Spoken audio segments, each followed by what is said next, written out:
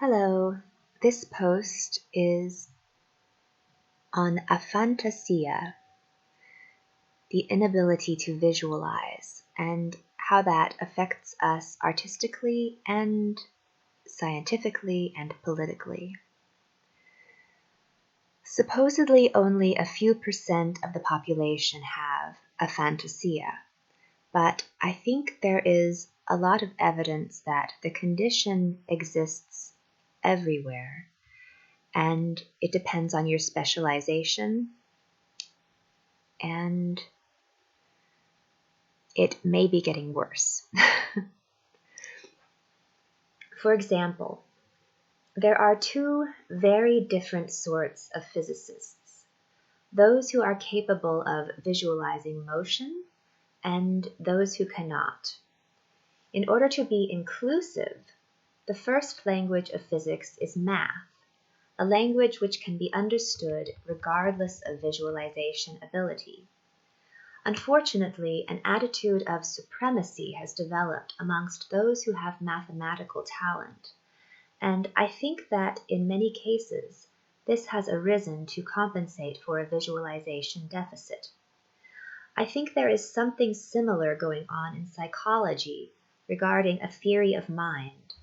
Some people can imagine what is going on in other minds, and some cannot.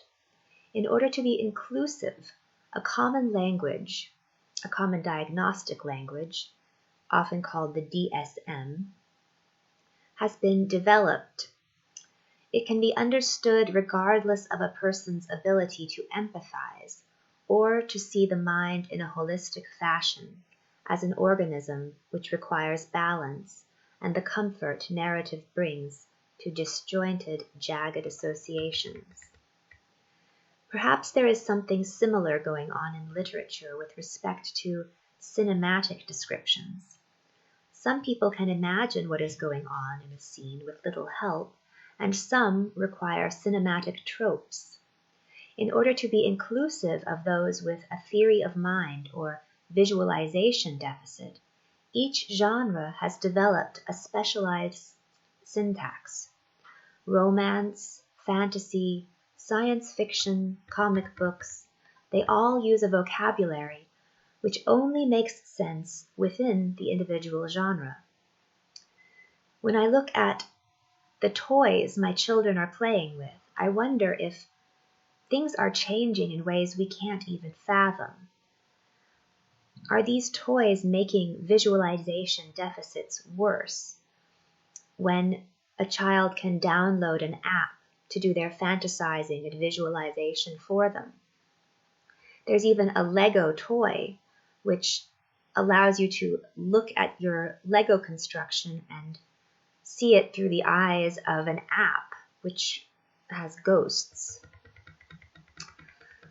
When I see that, I wonder, will my kids even be able to understand the books that I write?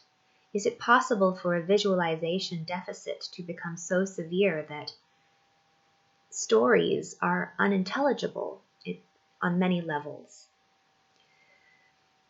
And without visualization, politically, can people make informed choices if they can't imagine a future which is different than the one in which the present in which they live? Pessimism aside, to reach for broad commercial audiences, the syntax must be made as universal as possible and not require too much visualization work on the part of the audience. And I wonder if reaching for this ideal forces a story into an abstract form, like a mathematical function involving beat sheets, cinematic tropes, and recognizable plot points. Realness becomes less important to such a narrative than an abstract formula that helps the blind see. I was reading some Murakami short stories yesterday and noticed that he sprinkles his stories with unexpected visual details, but the underlying structure is almost mathematical. There is a tense balance between the known and the unknown, expressed in a universal language. Perhaps the translators helped with the universality of the language, but the standout feature is that the story does not hang on visualization. It hangs on narrative tension. Perhaps he does this unconsciously, but when an industry selects those with mass appeal, it is bound to find someone with the recipe hard-coded in their mind, or in their DNA even. When I think of Murakami and his writing in a foreign language, I wonder how Joseph Conrad was able to write a classic of English literature despite the fact that English was not his first language.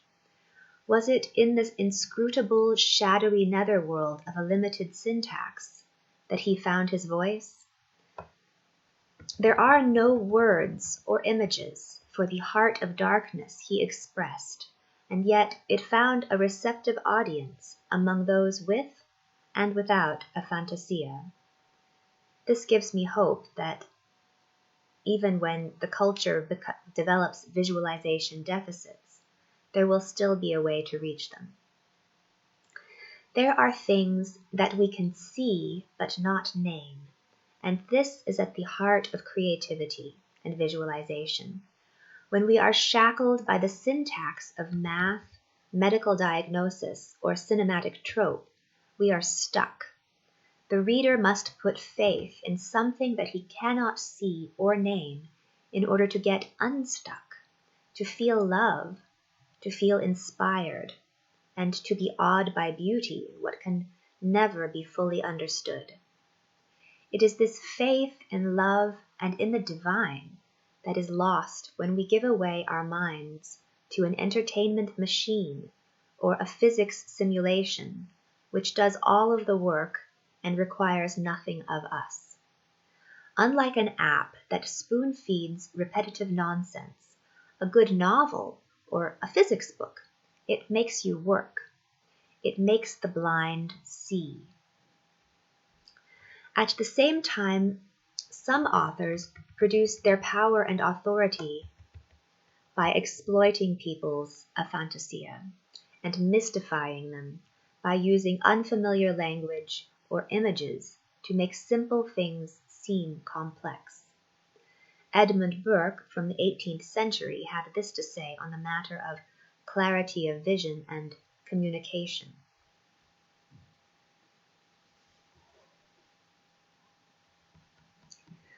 Of the difference between clearness and obscurity with regard to the passions.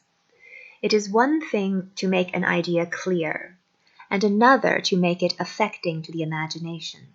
If I make a drawing of a palace or a temple or a landscape, I present a very clear idea of those objects, but then, allowing for the effect of imitation, which is something, my picture can at most affect only as the palace, temple, or landscape would have affected in reality. On the other hand, the most lively and spirited verbal description I can give raises a very obscure and imperfect idea of such objects. But then it is in my power to raise a stronger emotion by the description than I could by the best painting.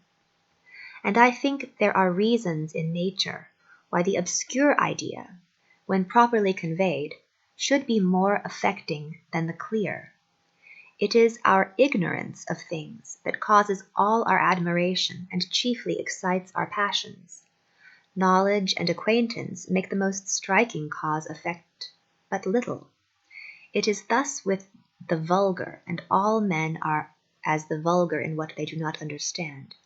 The ideas of eternity and infinity are among the most affecting we have, and yet perhaps there is nothing of which we really understand so little as of infinity and eternity. We do not anywhere meet a more sublime description than this justly celebrated one of Milton, wherein he gives the portrait of Satan with a dignity so suitable to the subject. He above the rest, in shape and gesture proudly eminent, stood like a tower. His form had yet not lost all her original brightness, nor appeared less than archangel ruined, and the excess of glory obscured as when the sun new risen looks through the horizontal misty air, shorn of his beams, or from behind the moon. In dim eclipse disastrous twilight sheds on half the nations, and with fear of change perplexes monarchs. Here is a very noble picture, and in what does this poetical picture consist? In images of a tower, an archangel, the sun rising through mists, or in an eclipse, the ruin of monarchs and the revolutions of kingdoms. The mind is hurried out of itself by a crowd of great and confused images, which affect because they are crowded and confused. For separate them and you lose much of the greatness, and join them and you infallibly lose the clearness. The images raised by poetry are always of this obscure kind, though in general the effects of poetry are by no means to be attributed to the images it raises, which point we shall imagine more at large hereafter. But painting, when we have allowed for the pleasure of imitation, can only affect simply by the images it prevents, and even in painting a judicious obscurity in some things contributes to the effect of the picture, because the images in the painting are exactly similar to those in nature, and in nature dark, confused, uncertain images have a greater power on the fancy to form the grander passions than those which are more clear and determinate. But where and when this observation may be applied to practice, and how far it shall be extended, will be better deduced from the nature of the subject and from the occasion than any rules that can be given. I am sensible that this idea has met with opposition and is likely to still be rejected by several. But let it be considered that hardly anything can strike the mind with its greatness, which does not make some sort of approach towards infinity, which nothing can do whilst we are able to perceive its bounds, but to see an object distinctly and to perceive its bounds is one and the same thing. A clear idea is therefore another name for a little idea.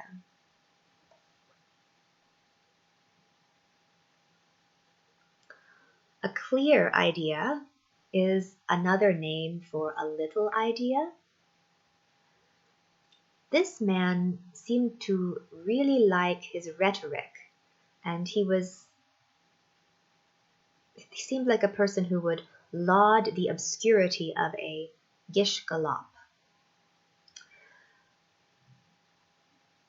By his logic, Joseph Conrad was successful because of his inscrutable descriptions, and not in spite of them. Psychologists are successful because of their millions of diagnoses, and not in spite of them. Physicists are successful because of their obscure syntax, and not in spite of it. I don't think Burke is wrong about the power of obscurity to enchant. I'm just not sure that vague and unsettling byproducts of ambitious writing should be a goal of writing. I think that clarity should be the goal, and that mystification is a natural result of a reach for what lies beyond understanding. If mystification is cynically engineered, as it often is for aphantastic audiences, for those who are blind, I think that makes the writing terrible. There are, and even maybe evil in some sense. There are some successful writers who adopt a proof by intimidation style. They have clearly learned that an avalanche of words or equations is the way to convince an audience of merit. I think these writers have been educated in how to lie without getting caught, how to lie to themselves even. And it is very easy to lie to people who have aphantasia with respect to some specialized discipline. I have perhaps been overly influenced by writers like Kurt Vonnegut, who try to make everything seem so simple and clear that it is stupid. Yet even Vonnegut was not immune to the effects of aphantasia of academic specialization. A wiki claims that Vonnegut came up with the grand falloon idea after being influenced by an Oxford sociology professor who published around the same time that Vonnegut's 1963 novel introduced the concept of a granfalloon. But in Vonnegut's own words, granfalloon came from a suicidal, conscientious objector, American anthropology professor in 1949 when Vonnegut came back from the war and sat in his classroom. To have such a conflict between an Oxford sociology professor and an American novelist who objected to the war, it's all very 1984. But to muddy the story even more, in 1983, another academic became famous by copying the granfalloon concept yet again and renaming it imagined communities. I don't know who taught the concept better, the 1949 professor, the 1963 novelist, or the 1963 Oxford sociology professor, or the 1983 academic. Who was more clear? Who spoke in a more universal, more powerful language? Does it matter? Probably not. The real crime I see is in the splintering of syntax. When the academic invented his own syntax in 1983 to describe an old concept, he caused a narrative to fork unnecessarily. And this form of obscurity has no value whatsoever. I don't see any point in raising up Kurt Vonnegut or raising up the name of any of these professors, but the words we use for the concept should be consistent. I often think that the names of these people are far less important. They're just used as in a library system, as indices for ideas. And when they can't agree to use the same words to describe the same concept, they are doing everyone a disservice. If this tirade has a point, it is railing against unnecessary obscurity and praising the obscurity left by ambitious attempts to describe things that are impossible to describe. This is a clear idea, a little idea, yet an important idea that is too often forgotten in a fog of aphantasia. Thank you for listening, and I hope you continue to watch my videos and read my blog, and I hope you check out my novels. They were an illuminating journey for me, and I would hope they would have a similar effect on you. I think you would enjoy them. Until next time.